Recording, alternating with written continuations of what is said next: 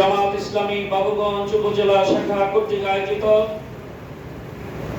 গোটা আন্দোলনের দ্বিতীয় মুক্তিযুদ্ধের শহীদদের স্মরণে আজকের এই দোয়া অনুষ্ঠানে আমাদের মাঝে উপস্থিত রয়েছেন প্রধান অতিথি হিসাবে বরিশাল মহানগরীর সম্মানিত আমির, বাবুগঞ্জ মুলাদি গণমানুষের নন্দিত নেতা, বাংলাদেশ জামাত ইসলামীর কেন্দ্রীয় কর্ম পরিষদ এবং মজলিসে সুরার সম্মানিত সদস্য অধ্যক্ষ জহিরুদ্দিন মোহাম্মদ বাবর, বাংলাদেশ জামাত ইসলামী বাবুগঞ্জ উপজেলার সম্মানিত আমির সহ বিভিন্ন পর্যায়ের নেতৃবৃন্দ, আজকের বাংলাদেশ স্বাধীনভাবে নিঃশ্বাস ফেলতে পারছে। আজকের এই বিজয় তারুণ্যের বিজয়, আজকের এই বিজয় ছাত্র জনতার বিজয়, আজকের এই বিজয় আদিবাসী বিজয়, আজকের এই বিজয় বাংলাদেশের মুক্তিকামী মানুষের বিজয়। সেই বিজয় বাংলাদেশের রাজনৈতিক নেতৃবৃন্দ এই বিজয় এনে নিতে পারে নাই, কিন্তু দেশের ছাত্র জনতা প্রমাণ করে দিয়েছেন কোন জালিম, কোন জুলুমবাজ, কোন রক্ত পিপাসু এই বাংলার জমিনে ফেরাউনের ভূমিকায় অবতীর্ণ হয়ে এই বাংলার মস্তকে বসতে থাকতে পারে না। আমরা এই কোটা বিরোধী আন্দোলনের শহীদদের রুহের মাগফিরাত কামনা করছি। সাথে সাথে এদেশের ধর্মীয় সম্প্রীতি বিগত দিনে বিজয় আমাদের বজায় ছিল। মাননীয় নির্বাহী অফিসার এবং বরিশালের জনের সেনাবাহিনীর মেজর হাফিজ আমাদের নেতৃবৃন্দ সহ বৈঠক করেছেন।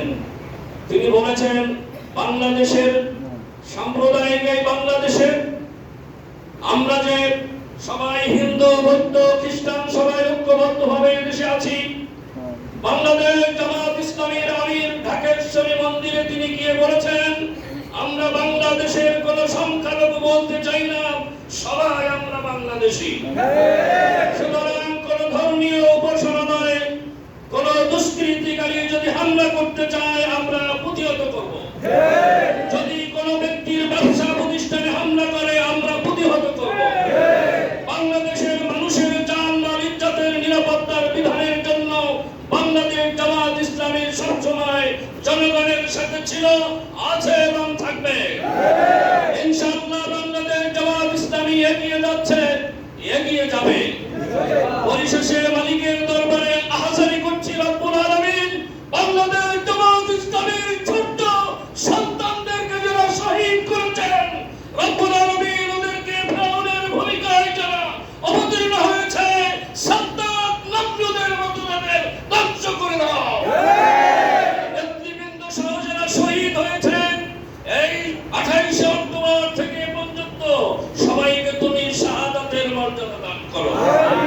বাংলাদেশের গণনন্দিত মুফাজ্জের দেওয়ার হোসেন সাইদিকে যেভাবে হত্যা করা হয়েছে সুষ্ঠু তদন্তের মাধ্যমে বিচার চাই এবং এই যারা এই জুলুমবাজদের পক্ষে ছিলেন তাদের প্রত্যেকের বিচারের আওতায় আনা হোক। আজকের এই দোয়া থেকে আমরা সেই প্রতিবাদী জানাচ্ছি।